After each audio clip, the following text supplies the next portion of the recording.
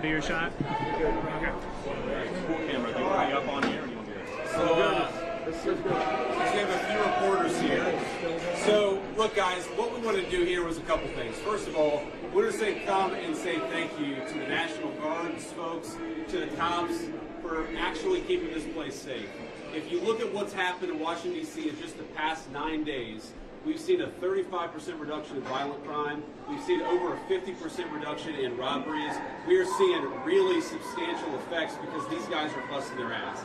So I want to come here, highlight what they're doing, say thank you in person, obviously pass out a few burgers, but most of all, just send a message to the American people. Look, we don't have to live like this. We do not have to allow our cities to be taken over by violence and by disorder and by chaos. You can actually do stuff. You can actually bring law and order to communities. You've just got to have the political willpower to do it. And I think you hear these guys outside here screaming at us. Of course, these are a bunch of crazy protesters, but I'll tell you, a couple of years ago when I brought my kids here, they were being screamed at by violent vagrants, and it was scaring the hell out of my kids. And one of the things that we've done already in Union Station in just 9 days is we've made it a place where people can walk around safely. They can bring their kids again.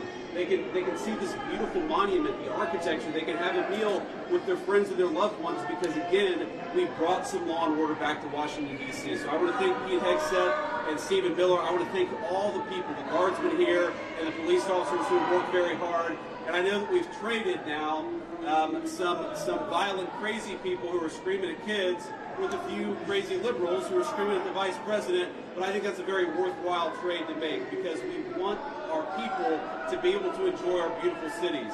And the last thing I'll say is to the American people, D.C. is already safer than it was 9 days ago, but we're going to make it safer still to come. This is your city.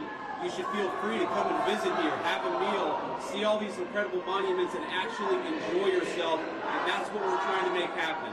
And I think that if we set a standard in Washington, D.C., that political willpower can bring some common sense, law and order back to these communities, then maybe some other communities and other cities will follow suit.